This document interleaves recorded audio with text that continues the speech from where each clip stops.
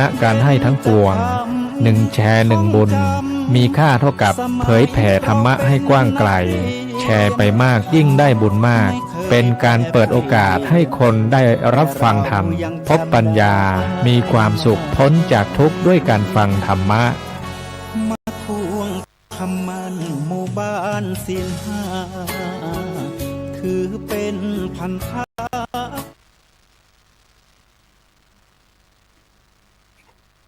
บุญเป็นเงา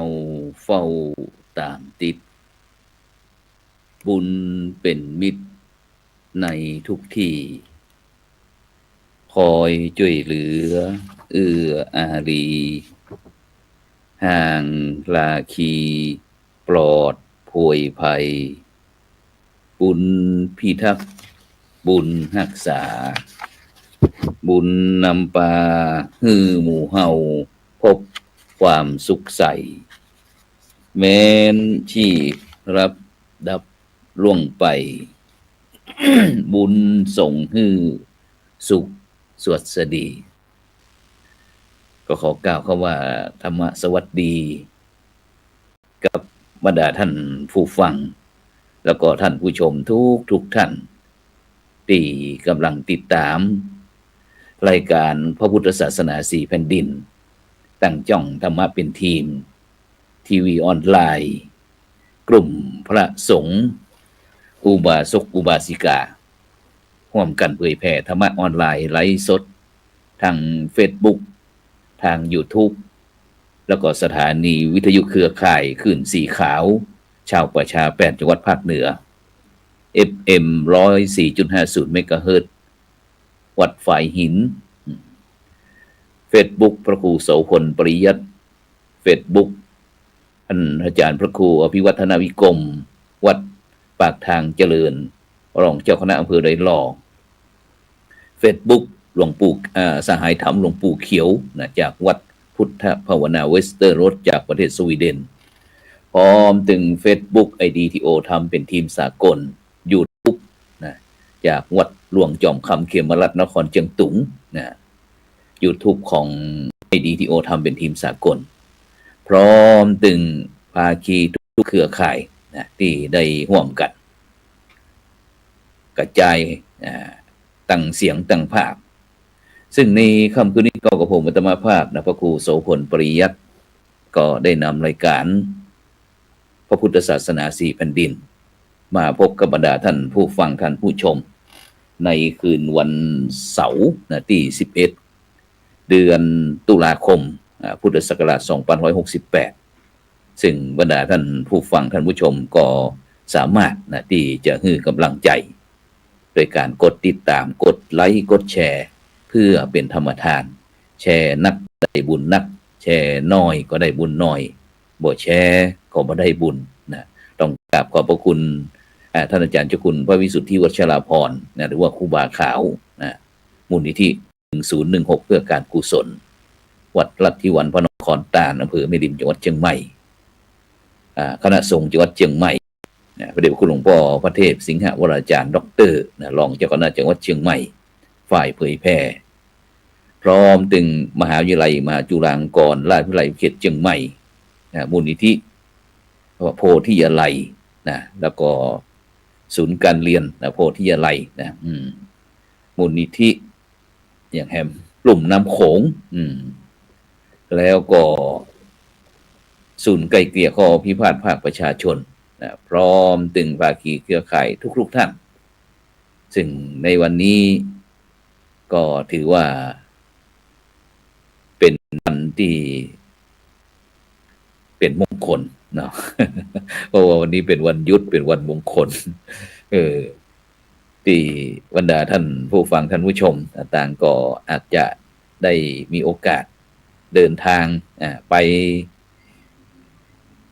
พักผ่อนหย่อนใจตามวัดว่าอารามต่างๆเพราะว่าในช่วงนี้ก็ออกพรรษานะฉะนั้นก็ในค่ำคืนนี้ก็ออกอากาศนะที่วัดอินทะออกอากาศที่วัดพระสิงห์วรมหาวิหารอำเภอเมืองจังหวัดเชียงใหม่นะฉะนั้นก็ไปพบกับผู้ร่วมรายการเอาวันนี้ไปที่พบกับ ท่านอาจารย์พระครูธีระสุตพจน์ด็อกเตอร์นะจากผู้ช่วยที่การบดีมหาวิทยาลัยมหาจุฬาลงกรณ์ราชวิทยาลัยเขตเชียงใหม่นะจากวัดผาลาดอำเภอเมืองจังหวัดเชียงใหม่นมัสการครับท่านอาจารย์ครับผมครับสวัสดีครับท่านอาจารย์วัดครูและก็ขอไหว้สาไปยังครูบาอาจารย์พระมหาเถรานุเถระครูบาอาจารย์ผู้ร่วมรายการและก็ญาติโยมที่รับชมรับฟังทุกท่านครับ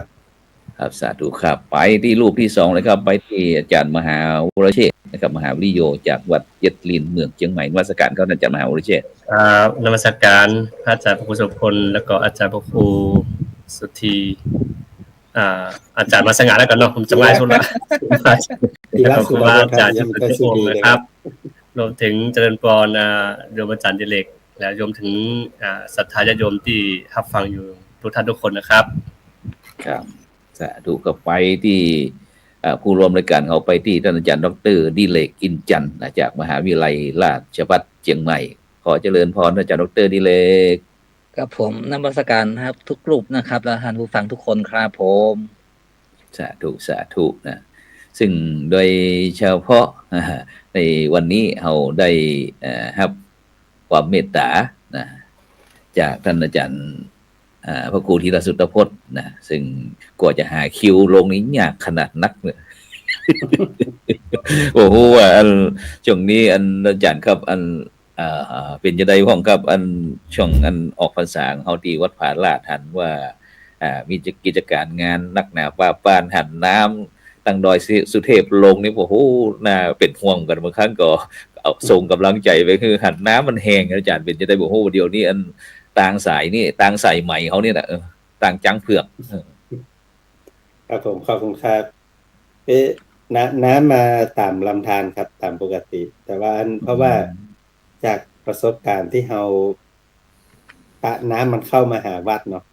หลายๆปีที่ผ่านมาก็พยายามหาทางเบี่ยงน้ำครับเมื่อมันไปน้ำมันไปอยู่ในร่องในรอยทางภายในวัดแต่ก็พอได้รับผลกระทบแต่ว่าที่อยู่ใกล้ๆน้ำตกครับอยู่ใกล้น้ำตกอยู่ใกล้ลำธารนี่ก็หนักอยู่ครับครับหันว่าอันในเดี๋ยวนี้หันว่าอันมีการอันทำธนาคารน้ำตัวอีกครับหันหน่วยงานตั้งในภาคีเครือข่ายตั้งใดมาทำธนาคารน้ำ ตอนฝนตกหนักๆนี่อันธนาคารล้นครับครับโอ้โหในช่วงนี้มีการเพราะว่าวัดผาลาดเท่านี้เป็นวัดที่ถือว่าเป็นกู้เมืองเชียงใหม่เหมือนกันครับเพราะมีอายุมั่นยืนยาวมีประวัติยาวนานนะครับบอกว่าอันในปัจจุบันนี้มีการพัฒนาไปทางในทิศทางใดพ้องครับในปัจจุบันยังอยู่ในแนวเดิมครับอาจารย์พระครูก็คือเราตั้งหลักว่าทิศทางของวัดเนี่ยจะต้องเป็นจะให้วัดเนี่ยเป็นสถานที่ปฏิบัติธรรมเหมือนสมัยโบราณนั่นก็คือเราจะพัฒนาบอกว่าจะเป็นเสนาสนะแล้วก็สิ่งแวดล้อมรวมถึงผู้เจ้าพระเนรเรานะเอื้อไปในการสนับสนุนให้งานด้านการปฏิบัติธรรมของพระสงฆ์ของศรัทธาญาติโยมคือสามารถที่จะเข้าไปใจวัดเพื่อเป็นการปฏิบัติธรรมได้เหมือนในสมัยโบราณครับแล้วก็มีทิศทางในการทำงานก็คือตามแนวทางการพัฒนาเรามีอยู่4กรรมครับสะอาดตาสง่างามสงบเงียบเรียบง่ายครับ4กรรมโอ้ครับถือว่าก็เป็นที่อันสนใจในปัจจุบันนี้ครับอันเพราะว่าผมจะติดตามมันตั้งคณะศรัทธาญาติโยมว่าไปใดมาไปวัดผาลาดมาอีกนะครับโอ้โหอันปีนี้ออกพรรษาแล้วครับอันมีกฐินตอดผมก่อนมีเจ้าภาพหรือยังปีนี้ตอดวันไหนมีวันที่29ครับผมปีนี้การท่าอากาศยานเชียงใหม่เป็นเจ้าภาพเก้าครับแล้วก็เชิญชวนไปร่วมเป็นศรัทธาสามัคคีครับปีนี้ครับแล้วก็อันบุญครับมีวัตถุประสงค์ในการปีนี้ตั้งเป้าจะได้พ้องครับอันวัตถุประสงค์ในการที่เฮาตั้งท่าอากาศยานนานาชาติเชียงใหม่เพราะว่าหันไปหลาติดท่าอากาศจะสร้างแปลงอย่างครับ ที่ตั้งหลักไว้ก็คือว่า2 ปีที่ผ่านมาสถานการณ์บ้านเมืองในเรื่องของเศรษฐกิจเนาะบ่พอดีเท่าใด ครับ ก็เลยว่าเราก็เน้นไปเรื่องของการดูแลสิ่งแวดล้อม ดูแลเรื่องของการศึกษาผู้เจ้าพระเนรแล้วก็ทำบุญสุนทานดูแลวัดวาอาราม แล้วก็ปีนี้ได้อู้กับทางการท่าว่าเราจะตั้งหลัก เพราะว่างานก่อสร้างของวัดผาลาดเนี่ยเหลือแฮมชิ้นเดียวครับอาจารย์ครับ ครับผม เพราะว่าจากที่เราวางมาสเตอร์แพลนไปก็จะเหลืองานชิ้นสุดท้ายก็คือหอประวัติศาสตร์ของวัดผาลาดครับ ก็เหมือนกับห้องฝ่ายต้อนรับเนาะก็จะเวลาคนเข้าวัดปุ๊บก็จะแวะที่อาคารหลังนี้ก่อนเพื่อที่จะรู้ว่า เซ็นเตอร์ ประ ไว้ วั เนาะ ติศาสตร์ด้านพระพุทธศาสนาในเชียงใหม่เฮาในดอยสุเทพมีความเป็นมาอย่างไรพ้องดอยแห่งนี้บ่ใช่เฉพาะวัดผาลาดนะครับเราต้องการให้คนที่เข้ามาปุ๊บรู้ว่าภูเขาลูกนี้มีความสำคัญอย่างไร จึงได้ชื่อว่าเป็นดอยสุเทพเป็นสิริมงคลของแผ่นดินล้านนานะดอยสุเทพเป็นสีเนี่ยมองว่ามันเป็นสิริมงคลเนี่ยมาด้วยเหตุใดแล้วก็ทำไมหลายๆคนจึงบอกว่าล้านนาเนี่ยดอยสุเทพเหมือนเพชรยอดมงกุฎของแผ่นดินเพราะฉะนั้นสิ่งเหล่านี้ครับมันผมคิดว่าเรื่องราวของดอยสุเทพเนี่ยจะพยายามเอามาบอกเล่าไว้ที่นี้ว่าในสมัยรั้วในสมัยที่จามนะทีวีเข้ามาในสมัยที่ราชวงศ์เมงรายเข้ามาในสมัยที่มีการเปลี่ยนแปลงการปกครองจนกระทั่งในสมัยของในหลวงรัชกาลปัจจุบันแต่สุเทพเรามีพัฒนาการมาจากใดข้องนะครับแล้วก็แต่ละยุคแต่ละสมัยเนาะครับแต่ละสมัยและเนี่ยใดมันถึงยังมีความสำคัญแล้วก็เฮาในฐานะที่เหมือนกับลูกหลานของแผ่นดินเนาะว่าเฮาได้มาอยู่ในพื้นที่ที่บรรพบุรุษเฮาละไว้ที่ครูบาอาจารย์เฮาแปลงไว้เนี่ยเฮาควรจะปฏิบัติเนี่ยใดกับสถานที่นี้ที่เราจะได้สืบสานรักษาเนาะเหมือนที่พระบาทสมเด็จพระเจ้าอยู่หัวตรัสไว้ว่าแล้วเราก็จะต่อยอดเพื่อส่งต่อให้คนรุ่นต่อไปได้ครับสาธุครับไปที่ท่านอาจารย์พระมหาวรเชษฐ์มหาวิโยครับเป็นจะได้ออกพรรษาแล้วที่วัดเจ็ดลินของเรามีเรื่องปีนี้มีเจ้าภาพกฐินหรือยังครับมีครับต่อได้รถการจะทำพรุ่งนี้แล้วครับพรุ่งนี้ทอดกฐินพรุ่งนี้ครับช่วงเช้าก็จะมีสืบพุราชตากับเจ้าภาพเจ้าศรัทธาแล้วก็ช่วงบ่ายก็จะเข้าสู่ขั้นตอนในการทอดกฐินซึ่งวันนี้ก็มีเจ้าภาพจากอบรมสมโพธิไม่อ่อนแต่สักกำแพงนะครับมาร่วมเป็นเจ้าภาพพรุ่งนี้ครับอ๋อครับผมอันเจอก็วันพุธนี้ก็เจิญจวนเนาะพี่น้องพุทธศาสนิกชนฉลองกันออกพรรษาใหม่ๆไปทอดกันกฐินสามัคคีที่วัดเจ็ดลินนี่เลยโดยเฉพาะก็ง่อมมาอาจารย์มหาวิษณุจารุธรรมโมอดีตเจ้าอาวาสซึ่งก็ถือว่าเป็นกัลยาณมิตรกัลยาณธรรมของเฮาเช่นเดียวกันนะครับฉะนั้นก็เดี๋ยวนี้เปิ้นไปสู่สวงสวรรค์แล้วนะครับฉะนั้นก็เป็นหน้าที่ที่คนรุ่นหลังจะได้ทำบุญสุนทานแล้วทำตามเจตนาแสดงความกตัญญูกตที่ต่อท่านอาจารย์มหาเปิ้ลนะครับฉะนั้นเราไปที่ท่านอาจารย์ดร.ดิเรกอินจันทร์ก็แล้วกันเพราะว่าไปมหาลัยราชภัฏเชียงใหม่เพราะว่ามีงานสำคัญได้ช่วยผู้ฟังพวกช่วงนี้รู้สึกว่าราชภัฏเขามีงานอย่างจ้าครับผมกับนักศึกษาทุกท่านนำรอบนะครับแล้วก็สวัสดีท่านผู้ฟังครับช่วงนี้ก็ผ่านพ้นไปใหม่ๆก็คือไองานพระราชพิธีพระราชทานปริญญาบัตรครับก็วันที่8ที่ผ่านมาราชภัฏเชียงใหม่ก็เป็นเจ้าภาพนะครับในเขตของเขตภาคเหนือตอนบน4จังหวัดก็คือมีราชภัฏเชียงใหม่มีลำปางและอุตรดิตถ์มารับมี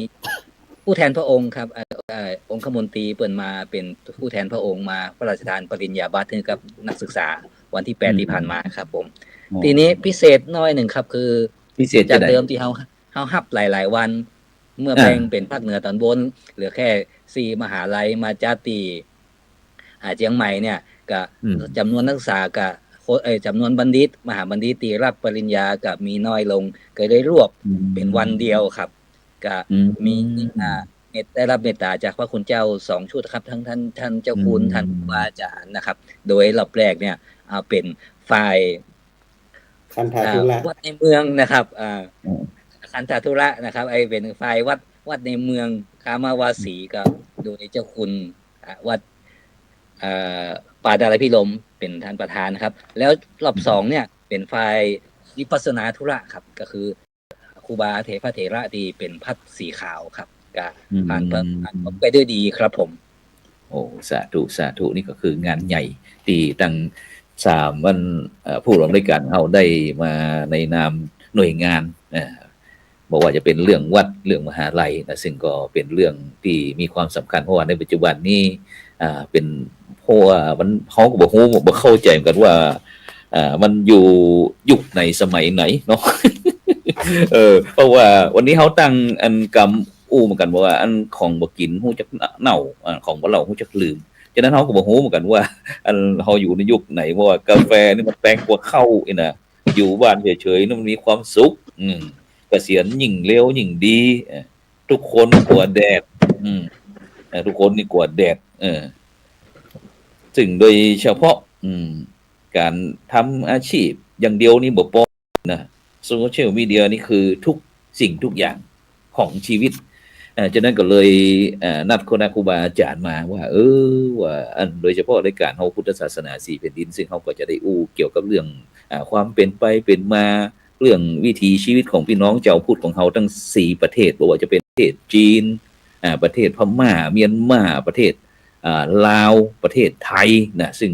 5เชียงตั้งแต่เจียงฮง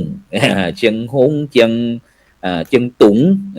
เจียงแสนเจียงไฮ้เจียงคำเจียงทองจีปะทะเจียงนักหนาปาปานซึ่งตะกี้นั่นก็เพื่อที่เขาจะได้มาโดยเฉพาะรายการเขาเป็นจ่าภาษาเมืองที่จะได้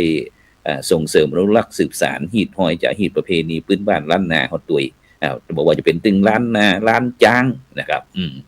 จากนั้นตะกี้เขาได้ถึงเกินเรื่องความวัดผาลาดนะครับถ้าท่านอาจารย์บอกให้ฟังหลายท่านหลายคนก็บอกฮู้จักเหมือนกันว่าวัดผาลาดอยู่ตั้งใดเดี๋ยวฮู้แต่วัดที่ในเมืองอย่างวัดเจดีย์หลวงวัดพระสิงห์วัดสวนดอกวัดเจ็ดยอดอย่างนี้เป็นต้นนะครับฉะนั้นนั่นอย่าย้อนท่านอาจารย์พระครูธีรสุทธพจน์ได้ช่วยขยายน้อยหนึ่งว่าความเป็นไปเป็นมาของวัดผาลาดของเฮามันมีความสำคัญจะได้เข้าใจถึงว่าเฮาอาจารย์ดึง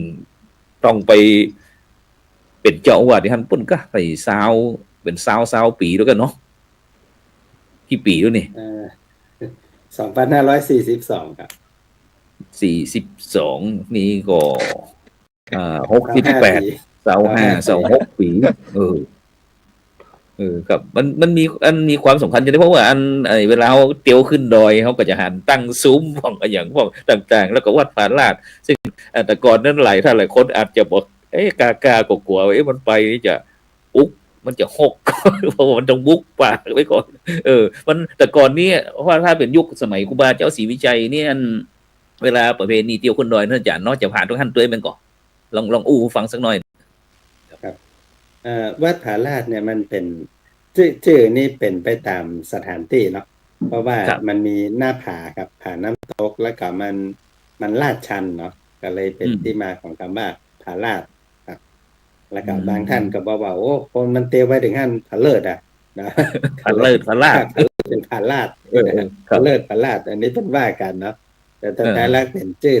ตามสถานที่แล้วก็ที่สำคัญคือที่ท่านเนี่ยเป็นที่อยู่ของหมู่ฤาษีครับฤาษีแล้วก็ชาวบ้านที่เพิ่นสนใจเรื่องการปฏิบัติธรรมเนี่ย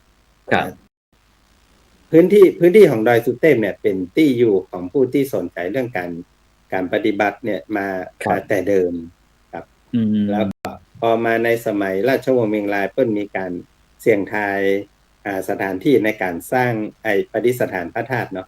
อันนี้เราเล่าย่อๆเนาะแล้วก็จ้างมันเตียวขึ้นตามเส้นทางเก่าครับมันไปยุดอยู่4ที่แรกนี่จ้างมันย่อเข่า3เตื้อปรากฏว่าที่ท่านเป็นวัดเก่าครับท่านอาจารย์ทางศิลปากรเนี่ยเพิ่นบอกว่าบริเวณเนี้ยมันมีสิ่งก่อสร้างมีศิลาแรงมีดินกีมีบะหิน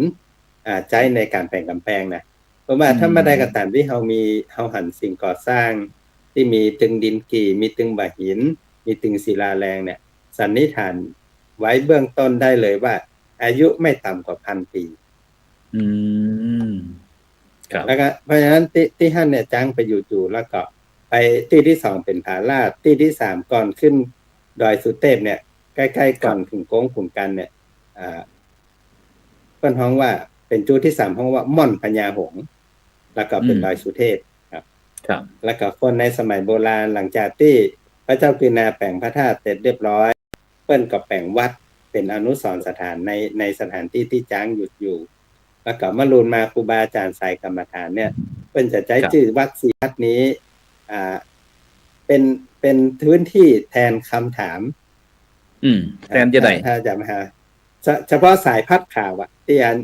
ก็อาจารย์ดิเลกว่าขี้นะ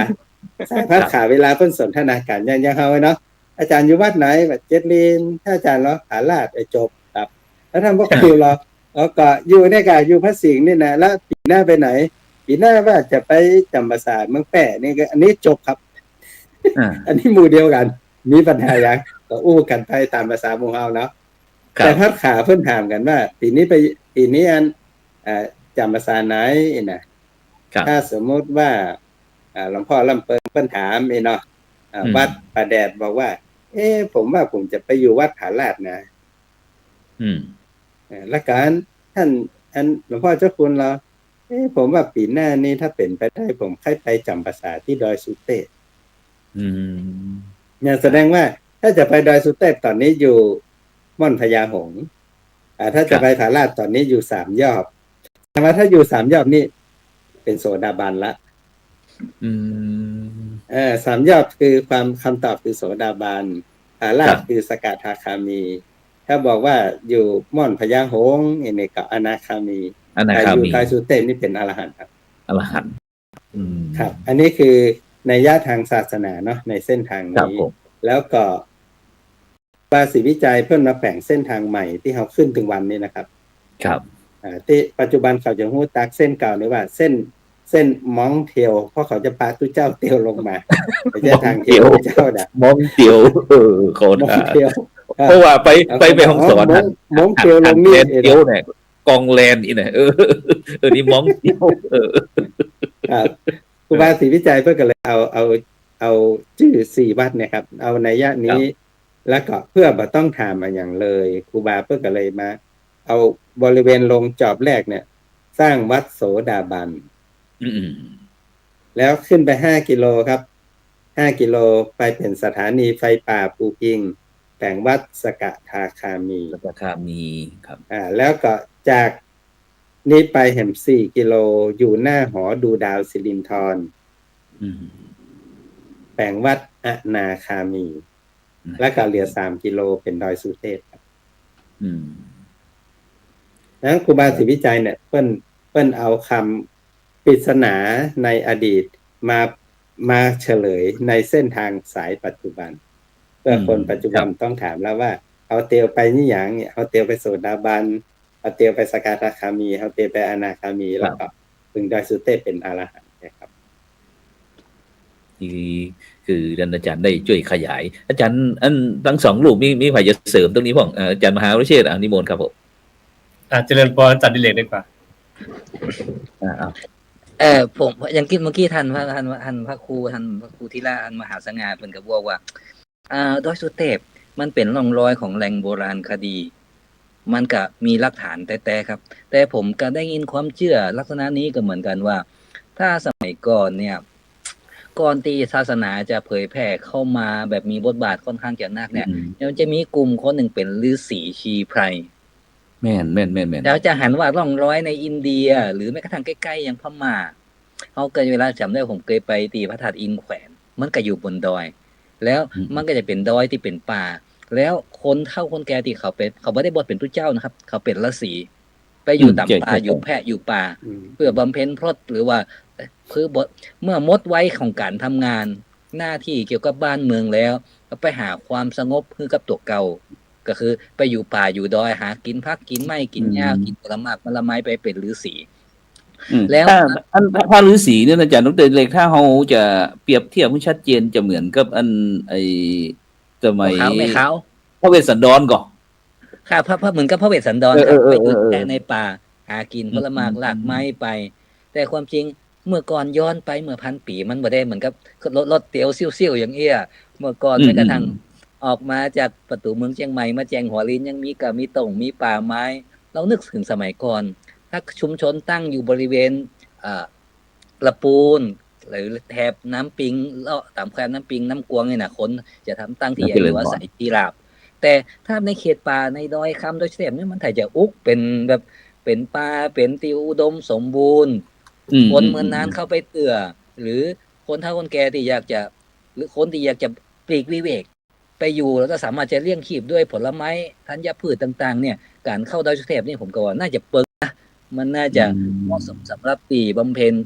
แล้วคำว่าสุเทพเนี่ยมันก็จะในตำนานก็จะเล่าถึงสุเทวฤาษีอย่างครับเป็นฤาษี3 ตน4 ตนที่เป็นตีปฏิบัติธรรมมีร่องรอยของอารยธรรมของความเจริญของเจริญหมายถึงความเจริญในเรื่องของจิตใจในเรื่องของศาสนาในเรื่องของการสมาธิภาวนานะครับอันนี้ก็ผมก็มองอย่างนั้นนะครับสาธุท่านนิมนต์ครับอาจารย์มหาวิเชษฐ์ครับโดยเรื่องฤาษีเพราะว่าจะมีพี่น้องกลุ่มชาติพันธุ์อย่างพี่น้องกะเหรี่ยงจะมีแถวทางจังหวัดตากเปิ้นก็จะนับถือเรื่องฤาษีนี่แหละมีเรื่องฤาษีฉะนั้นตรงเรื่องความอย่างที่ท่านอาจารย์ดร.ดิเรกได้อู้ถึงเรื่องก่อนที่พระพุทธศาสนาจะเข้ามาก็จะมีความเชื่อที่หลากหลายนะครับหลากหลายฉะนั้นก็แม้กระทั่งพี่น้องเจ้าบ้านที่เปิ้นรู้สึกว่าเบื่อหน่ายในโลกสงสารก็พากันไปอยู่ป่า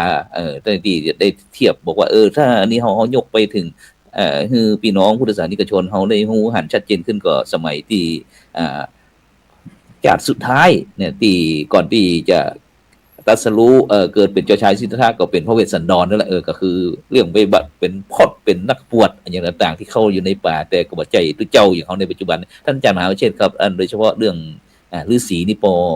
อตกค้างบ่ต้องเงินของเจียงตุ่มเขาเนี่ยก็มันชัดเจนเลยครับอาจารย์จากพระครูอาจารย์ประภาสง่าจากพระครูสุพลแล้วก็ญาติโยมที่ฟังคือผมว่า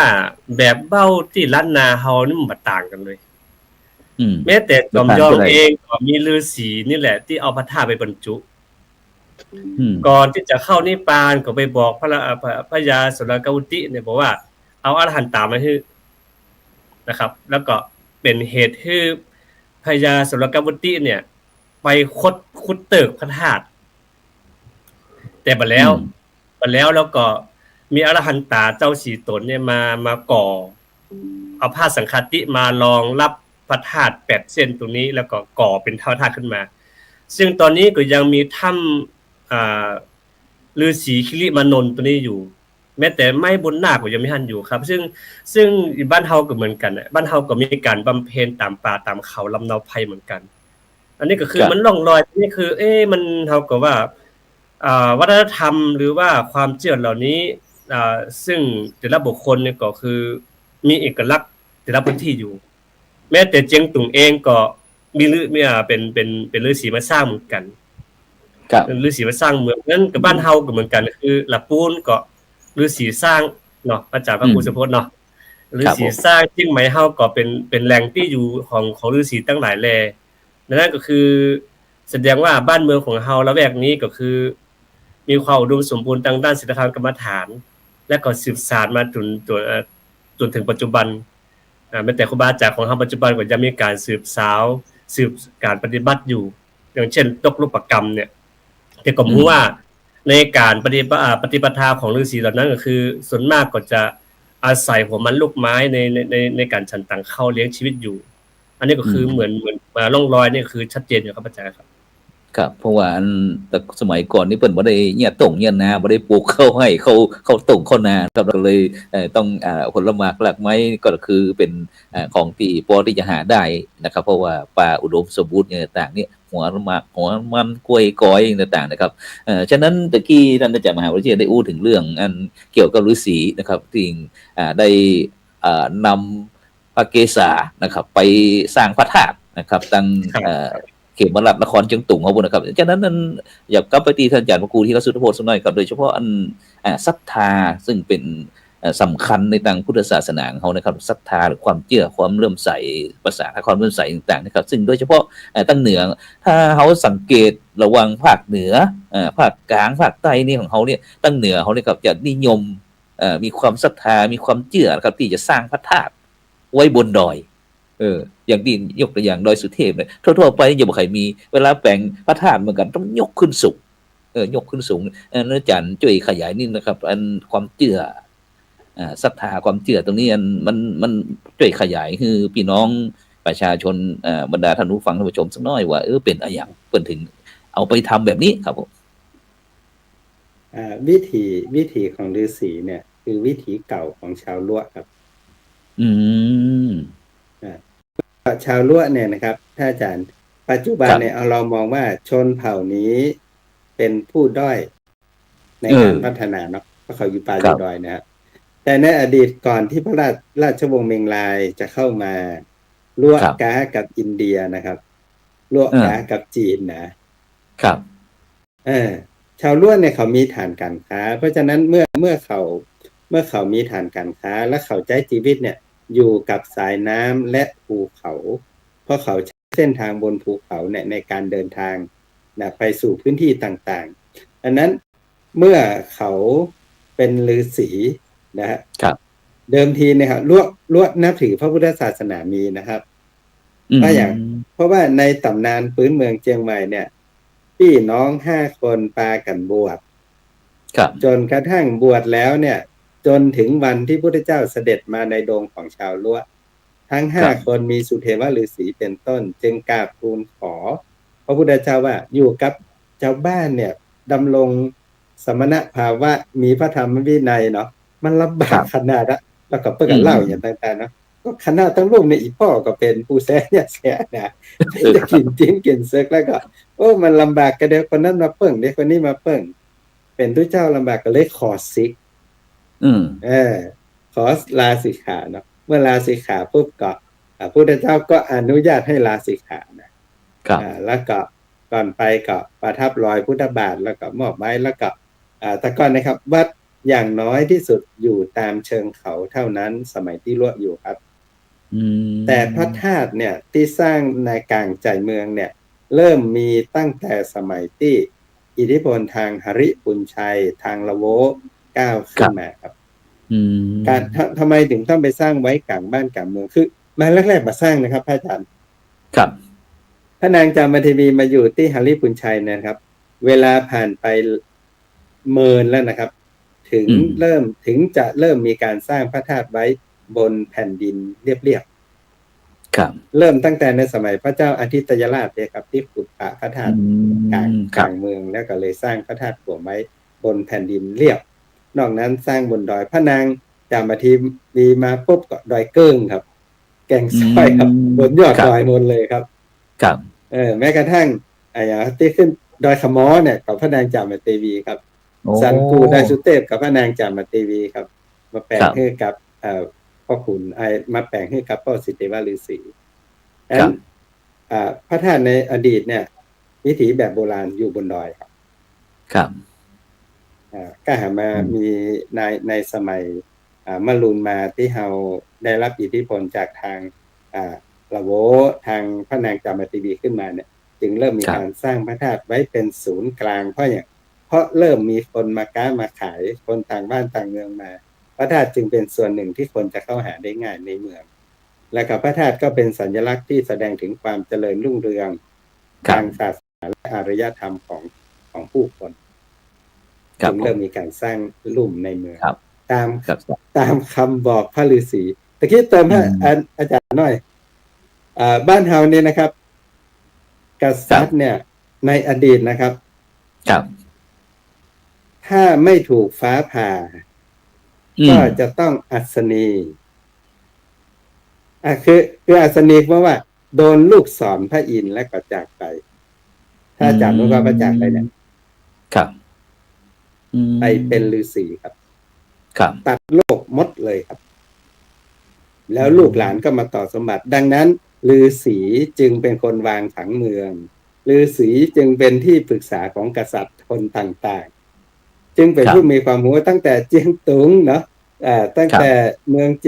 เมืองฮาริพูนชัยจนกระทั่ง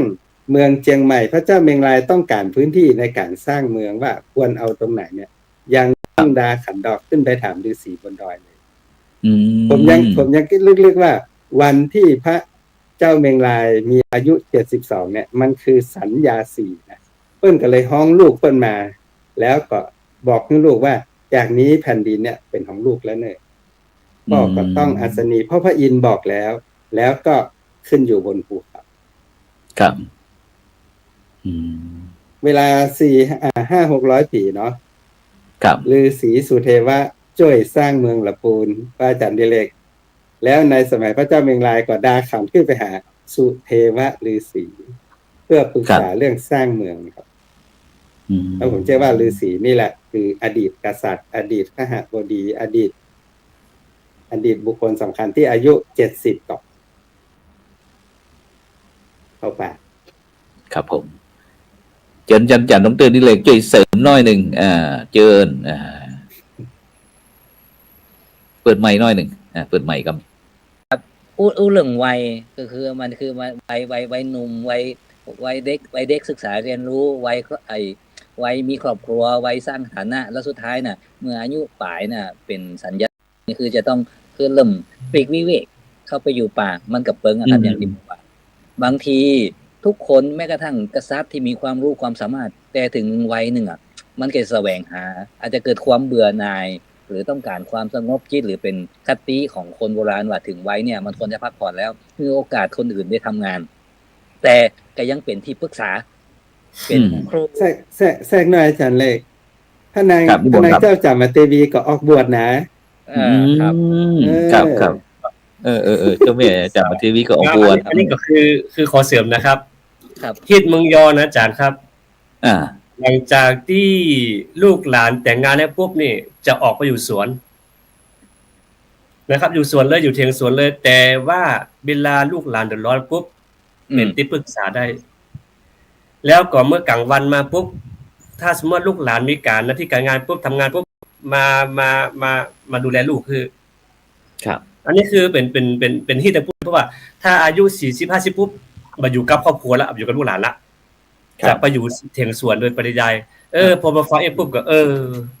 มันหันลอยมันเป็นของห้องเป็นระเบียบวิธีเป็นจารีตที่เฮาฮู้กันเองว่าวัยนี้ควรจะทำอะไรอย่างควรจะมีบทบาทอะไรอย่างใดมีสถานะอะไรอย่างใดครับผมกับความอัศจรรย์ใจอย่างหนึ่งผมคนที่อื่นครับมาอยู่เชียงใหม่แล้วด้วยความตีดอยสุเทพเนี่ยถ้าเกิดเฮาอยู่เฮาอาจจะบ่ฮู้อะไรคนจะรู้สึกเหมือนผมก็ตอนผมมาเรียนรถสันดอกใหม่ๆตอนเข้ามาเนี่ยเฮาก็บ่ได้สนใจพออย่างมีวันนึงผมเดินอยู่แถววัดสันดอกแล้วแหงนเหลียวขึ้นไปเห็นพระธาตุดอยสุเทพผมตกใจเพราะเมื่อก่อนเ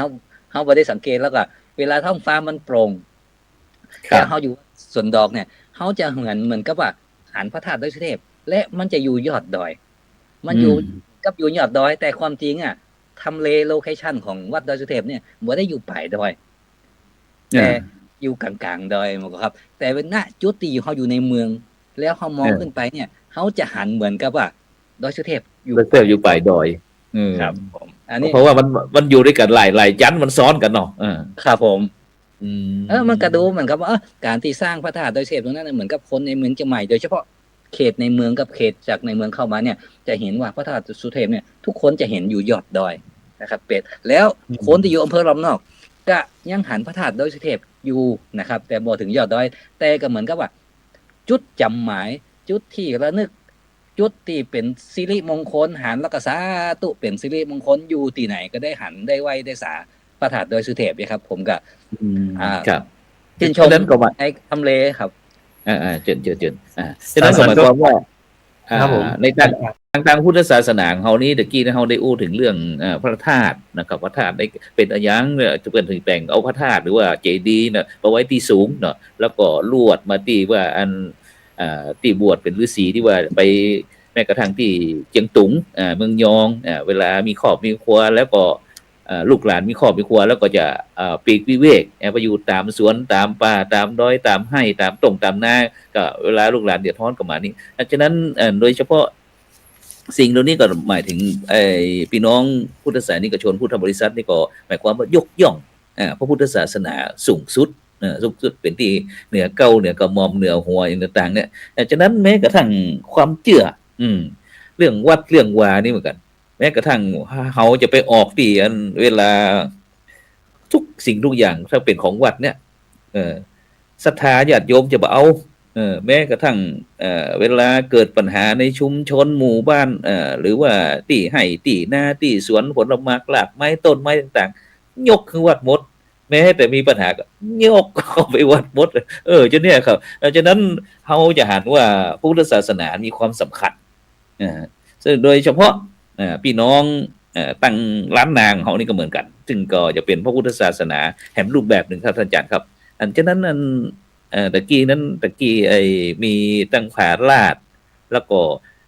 ที่สวนสัตว์ในปัจจุบันครับอาจารย์เขามีวัดนักหนาประปานแม้กระทั่งมาถึงตายลุ่มวัดหมู่บุญนี่เลยฉะนั้นหมายความว่าพระพุทธศาสนาเขาที่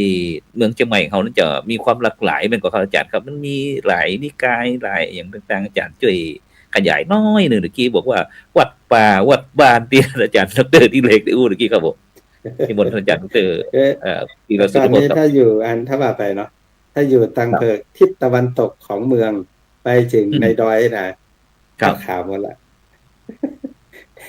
ถ้าอยู่ตั้งแต่กำแพงเมืองสวนดอกเนาะไปอยู่กระทั่งลายน้ำปีเนี่ยในพัดอันนี้พัดธรรมดาธรรมดาก็คือสายอารัญญวาสีเนี่ยก็คือตุเจ้าที่เปิ้นข้ามเข่งในเรื่องของกรรมฐานเนาะเรียนปรมัตถ์เรียนอย่างแล้วพอหูความต้องไปสร้างบุญจนถึงอายุ60หยุดแล้วก็พักเข้าสู่วิเวกอรัญญวาสีเป็นครูบาอาจารย์อยู่ป่าอยู่ดอยอยู่สงบอันนี้คือวิถีของคนบ้านเฮานะครับบาให้บดีเพิ่นจะบาฮ้องกันเป็นครูบาง่ายๆนะแต่หลังจากที่เปิ้นนำเปิ้นกึดเปิ้นสร้างเปิ้นอย่างเสร็จเรียบร้อยพอเปิ้นหยุดปุ๊บมีคนแทนก็จะกลายเป็นครูบาอาจารย์อยู่แพะอยู่ดอยดังนั้นในดอยสุเทพนะครับเฉพาะที่เฮาปรากฏอยู่ถึงวันเนี้ยมีสันกูมีดอยสุเทพนะครับมีถ้ำฤาษีมีวัดผาลาดมีวัดอนาคามีม่อนพญาหงส์สกาตาคามีสีโสดา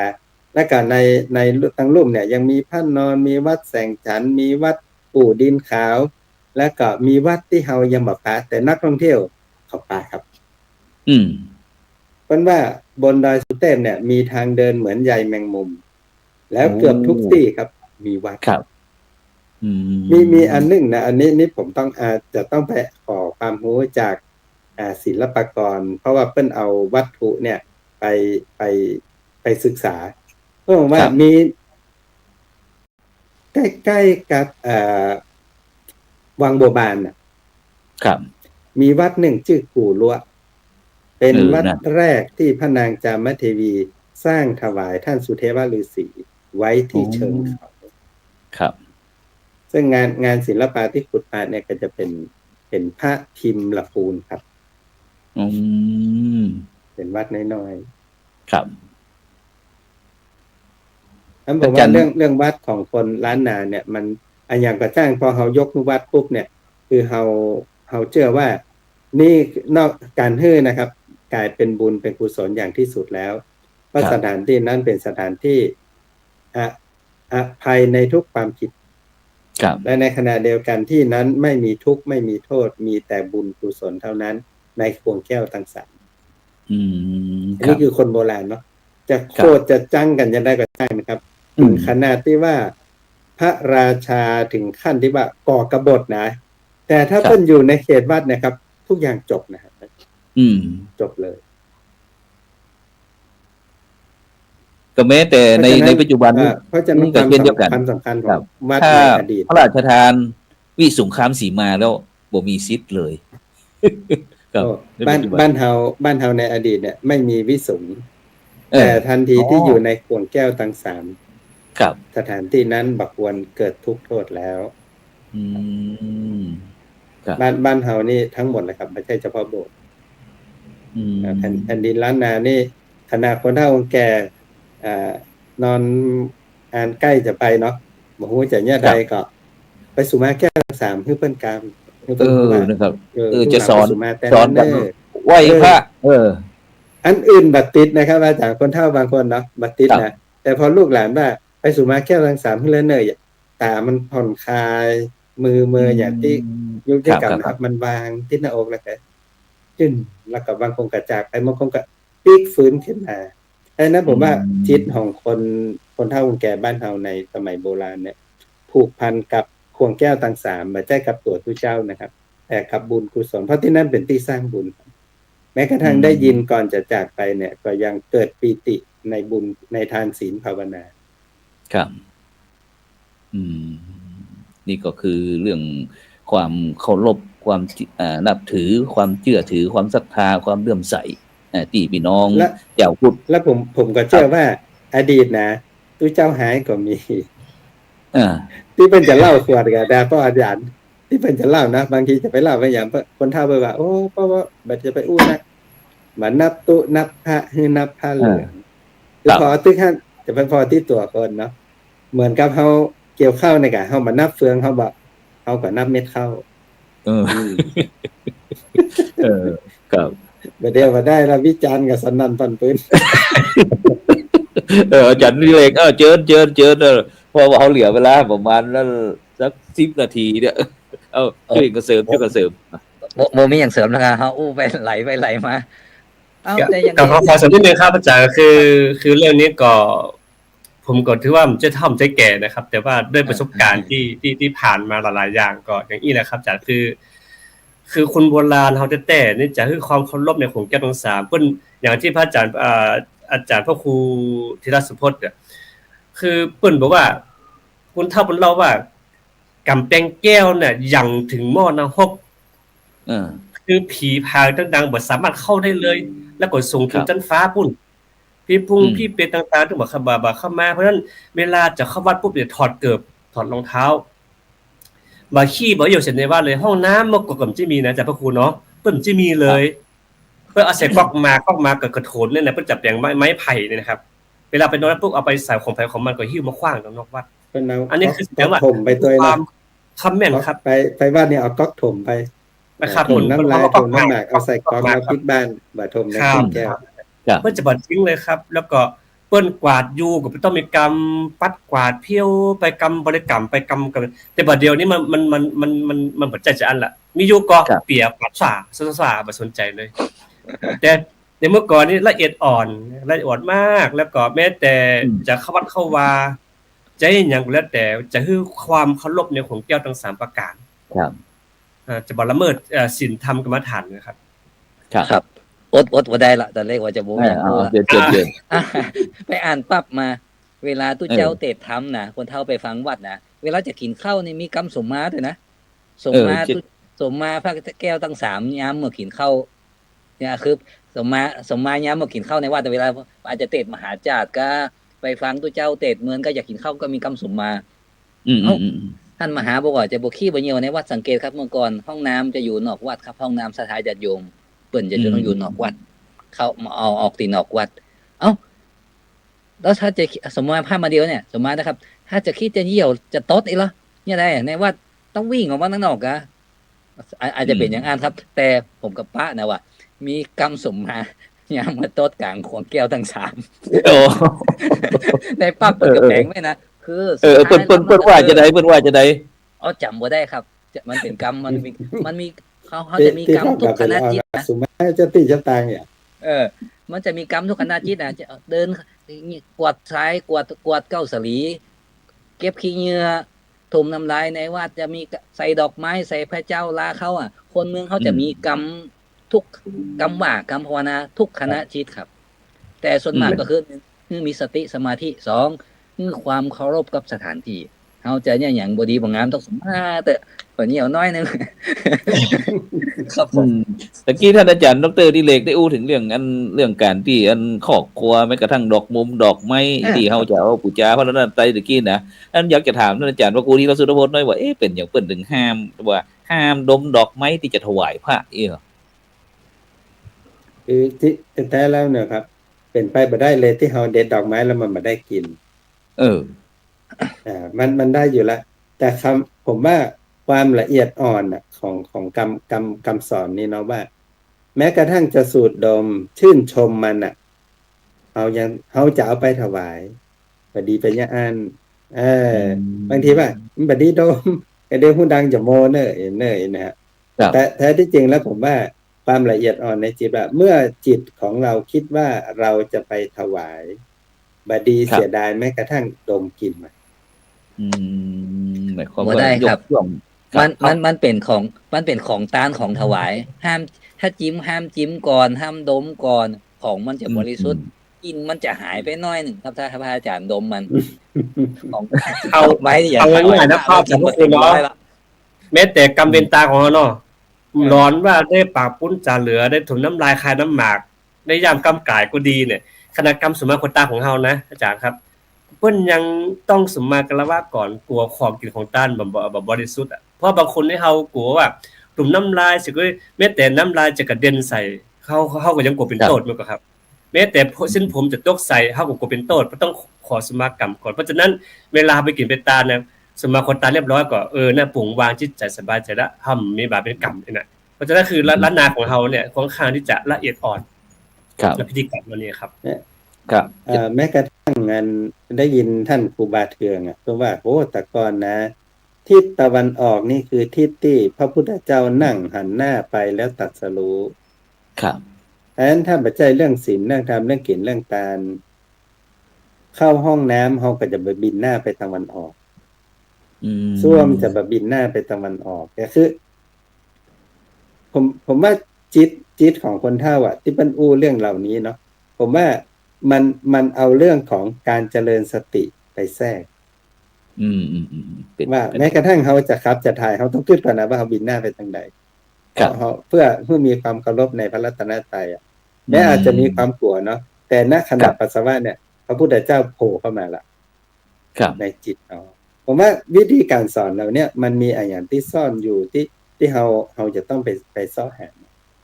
ไม่ใช่เรื่องงมงายแต่ผมว่าเป็นกระบวนการในการสอนเรื่องการเจริญสติ